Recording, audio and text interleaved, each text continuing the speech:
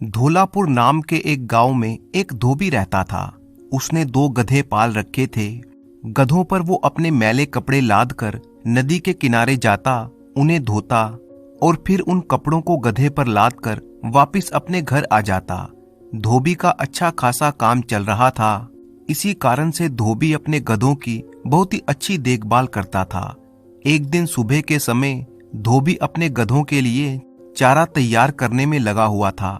दोनों गधे थोड़ी थोड़ी दूरी पर बंधे थे। जब धोबी चारा डालने के लिए पहले गधे के पास गया तो दूसरे गधे ने अपनी आदत के चलते धोबी को दुलत्ती मार दी और जोर जोर से रेंकने लगा। धोबी बेचारा दर्द से बिलबिला उठा, मगर फिर भी उसने दूसरे गधे को चारा डाला। जब धोबी ने दूसरे गधे को चारा डाला तो पहले गधे ने चरते चरते अपनी आदत को पूरा किया। उसने अपनी पूरी ताकत से धोबी को दुलत्ती मार दी। दोनों गधे अब जोर जोर से रेंकने लगे। अब की बार तो धोबी भी तैश में आ गया। उसने एक लाठी उठाई और जोर जोर से गधों को पीटने लगा। कहने लगा, नाकारा हो तुम, फिजूल हो तुम। ये कहते कहते धोबी उन्हें पीटता ही जा रहा था और थोड़ी देर पीटने के बाद धोबी ने उन्हें घर से बाहर निकाल दिया। दोनों गधों ने घर से बाहर निकलते ही दौड़ लगा दी। फिर पहले गधे ने दूसरे से पूछा, अरे यार, एक बात तो बताओ, मालिक ने हमें मारा, ये बात तो समझ में आती है, मगर वो साथ ही साथ ये क्यों कह रहा था कि नाकारा हो तुम, फिजूल हो तुम। दूसरे गधे ने जवाब दिया, यार मुझे तो लगता है ये दोनों हमारे नाम हैं। तुम्हें मारते समय मालिक कह रहा था नाकारा हो तुम, और मुझे मारते समय कह रहा था फिजूल हो तुम, इसलिए तुम्हारा नाम नाकारा और मेरा नाम फिजूल है। दोनों गधे लावारिसों की तरह घूमते घूमते एक बस्ती में जा पहुंचे। वहां पर कुछ बच्चे खेल रहे थे। उन दोनों गधों को देखते ही बच्चों ने गधों पर पत्थरों की बारिश शुरू कर दी। नाकारा और फिजूल वहां से सरपट भागे। दोनों अपनी किस्मत से मायूस थे। वे कह रहे थे, काश हम भी इंसान होते। गधे होने की वजह से हमें हर कोई मारता है। अगर हम इंसान होते तो पूरी दुनिया में गधों के हक के लिए आवाज उठाते। वे दोनों अभी इसी तरह की बातें कर रहे थे कि अचानक उन्हें पीछे से एक आवाज सुनाई दी, क्या मुसीबत आ गई तुम दोनों पर। नाकारा और फिजूल ने पीछे मुड़कर देखा तो एक बूढ़ा जोगी खड़ा था। नाकारा बोला, महाराज, ये इंसान हम पर बहुत ही अत्याचार करते हैं। हम जहां पर भी जाते हैं हमें मारते पीटते हैं। अगर हम भी इंसान होते तो हम पर कोई अत्याचार नहीं करता। जोगी ने बड़े ही ध्यान से उनकी बातों को सुना और फिर कहा, अगर मैं तुम दोनों को इंसान बना दूं तो। ये सुनकर नाकारा और फिजूल बड़े ही खुश हुए। एक साथ बोल उठे, महाराज, यदि ऐसा हो गया तो हमारा जीवन सफल हो जाएगा। जोगी बोला, मैं तुम्हें इंसान तो बना दूंगा, मगर एक बात याद रखना, इंसानों का जीवन बहुत ही कठिन होता है। अभी तो तुम्हें सिर्फ शारीरिक रूप से ही काम करना पड़ता है, लेकिन इंसान बनने के बाद तुम्हें दिमाग से भी काम करना पड़ेगा। गधे बोले, महाराज, गधे होने के कारण हमारी कोई इज्जत नहीं करता। चाहे हम कितना भी काम क्यों ना कर लें, हमारे इस जीवन से तो बाकी सबका जीवन बेहतर है। बस आप हमें इंसान बना दीजिए, आपकी बहुत ही मेहरबानी होगी। जोगी फिर से बोला, जिस जाति को जो जीवन मिल गया है वो उसके लिए सबसे बेहतर है। फिर भी मैं तुम्हारी इच्छा को पूरी कर देता हूँ, लेकिन इंसान बनने के बाद तुम्हें अच्छे काम करने होंगे। ये कहकर जोगी ने थोड़ी सी मिट्टी उठाई और फिर कुछ मंत्र बोलकर दोनों गधों के ऊपर फेंक दी। दोनों गधे एकदम से इंसान बन गए। जोगी भी अब उनकी आंखों से ओंझल हो चुका था। इधर नाकारा और फिजूल बड़े ही खुश हुए। सोचने लगे, अब तो हम इंसान बन चुके हैं, अब हर जगह हमारा सम्मान होगा। अब वे दोनों बहुत ही अकड़ कर चल रहे थे। चलते चलते वो फिर से एक बस्ती में पहुंच गए। अचानक एक आदमी अपने हाथों में थोड़ा सा सामान उठाए हुए वहां से भागता हुआ जा रहा था और वो उनके सामने से गुजरा। वो एक चोर था जो कि चोरी करके भाग रहा था। फिर वो चोर एक दीवार को पार करने की कोशिश करने लगा, मगर हाथों में सामान होने के कारण वो दीवार पर चढ़ने में सफल नहीं हो पा रहा था। तभी पीछे से चोर चोर बोलते हुए बस्ती के लोग हाथों में डंडे लिए हुए भागे चले आ रहे थे। नाकारा और फिजूल, जो कि गधों से इंसान बन चुके थे, वो भी ये तमाशा देखने लगे। नाकारा ने फिजूल से कहा, देखो इस आदमी को हमारी आवश्यकता है। ये दीवार पर नहीं चढ़ पा रहा, सामान की वजह से ये बार बार गिर रहा है। जोगी ने हमसे कहा था कि हमें इंसान बनने के बाद अच्छे अच्छे कर्म करने हैं। इससे पहले कि ये लोग इसकी सहायता करें, हम दोनों ही इसकी सहायता कर देते हैं और फिर हमारी बहुत ही इज्जत होगी। इतना सोचकर नाकारा और फिजूल ने चोर को दीवार पर चढ़ा दिया। चोर तो वहां से भाग खड़ा हुआ। अगर वे दोनों चोर की सहायता नहीं करते तो शायद चोर पकड़ा भी जाता। बस्ती के लोगों ने जब ये देखा तो वो गुस्से से आग बबूला हो गए। वे नाकारा और फिजूल को भी चोर का साथी समझ बैठे। उन्होंने आव देखा ना ताव, लात और घूंसों से उनकी खूब पिटाई की। अब वे दोनों वहां से चीखते चिल्लाते हुए भाग खड़े हुए। थोड़ी आगे चलकर वे दोनों एक पेड़ के नीचे बैठ गए और बातें करने लगे। आखिर बस्ती वालों ने हमें क्यों मारा? हमने तो उनका कुछ नहीं बिगाड़ा था। हमने तो उस आदमी को दीवार पार करवा के एक अच्छा काम किया था। ये बातें करते करते वो दोनों वहीं पर लेट गए।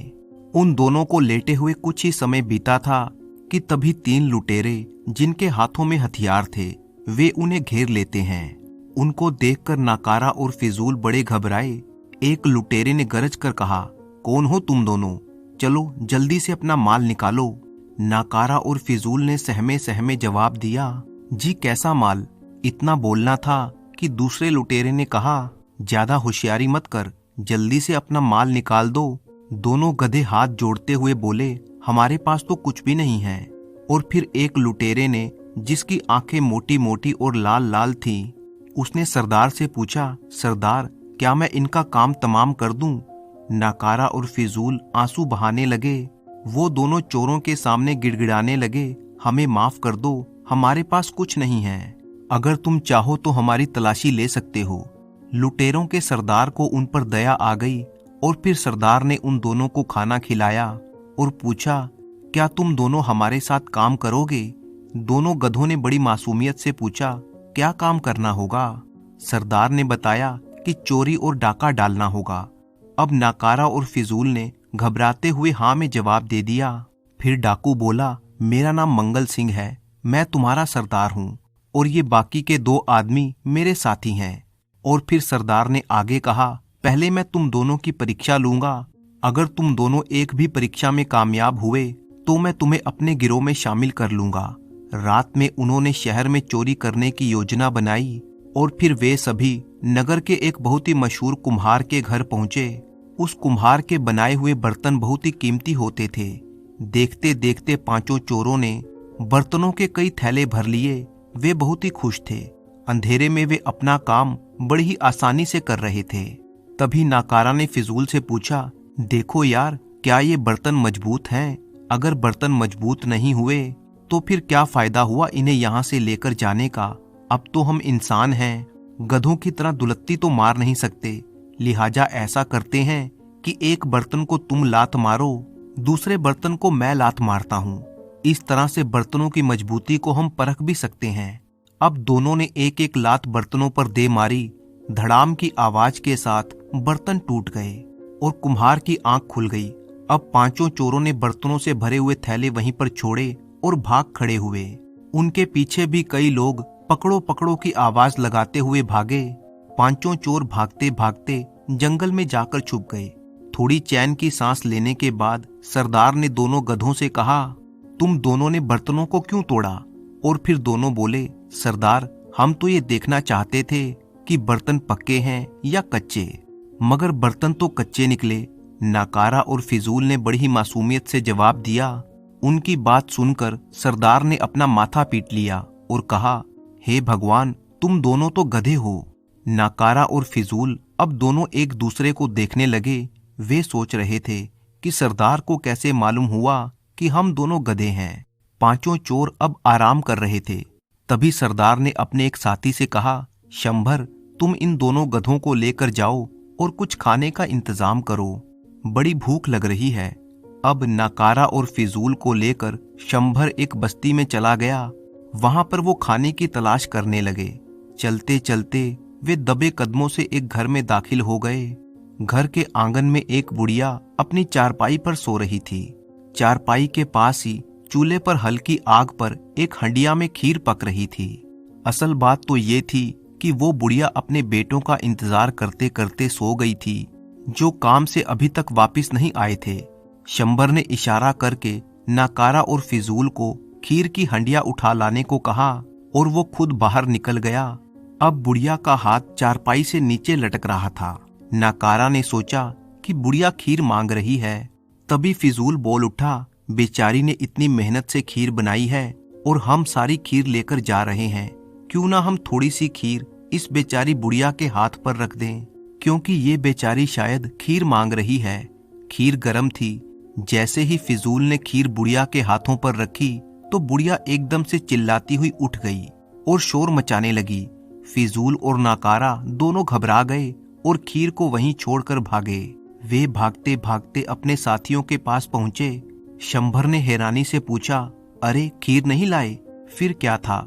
दोनों गधों ने अपनी बेवकूफी का सारा किस्सा कह सुनाया। इस बार तो सरदार को उन दोनों पर बहुत ही गुस्सा आया। वो बोला, अरे ये तो सचमुच ही गधे हैं, ये हमारे किसी काम के नहीं हैं। और फिर तीनों चोरों ने मिलकर उन दोनों की खूब पिटाई की। दोनों गधे मौका पाकर वहां से भाग निकले। इस बार वे दोनों बहुत ही दुखी थे और सोच रहे थे, अब तो हम इंसान बन चुके हैं, फिर भी सब लोग हमें मारते पीटते हैं। एक ने कहा, मेरे ख्याल से हम गधे ही ठीक थे। नाकारा ने दुखी होकर कहा, वो जोगी हमें दोबारा से गधा बना दे तो कितना अच्छा होगा। सच में इंसानों की जिंदगी तो बड़ी ही मुसीबत वाली है। फिजूल ने भी उसकी हाँ में हाँ मिलाई और कहा, सचमुच इंसानों की जिंदगी बहुत ही मुसीबत वाली है, बल्कि यूं कहो कि इंसान होना ही सबसे मुश्किल काम है। ये कहते कहते दोनों चले जा रहे थे। दोनों बहुत ही मायूस थे। तभी वो जोगी उनके सामने अचानक से आ गया और बोला, बालकों, मैंने तो पहले ही कहा था कि मानव जाति की परिस्थितियां बहुत ही कठिन होती हैं। तुम दोनों को इंसान बनकर पछताना ही पड़ेगा। नाकारा और फिजूल दोनों दौड़ते हुए जोगी के कदमों में जा गिरे और विनती करने लगे, महाराज, हम दोनों को दोबारा से गधा बना दीजिए। हमसे बड़ी भूल हो गई। हमें आपकी बात समझ में आ गई है। भगवान ने हमें गधा बनाया, हम गधे ही ठीक रहेंगे। आप हम पर मेहरबानी करके दोबारा से हमें गधा बना दीजिए। अब जोगी को उन पर बड़ा ही तरस आया। उसने दोबारा से मिट्टी उठाई, कुछ मंत्र बोले और गधों पर फेंक दी। वे दोनों इंसान से फिर से गधे बन गए। दोनों ने जोगी का धन्यवाद किया और फिर वहां से चलते बने। नाकारा ने फिजूल से पूछा, अब हमें क्या करना चाहिए?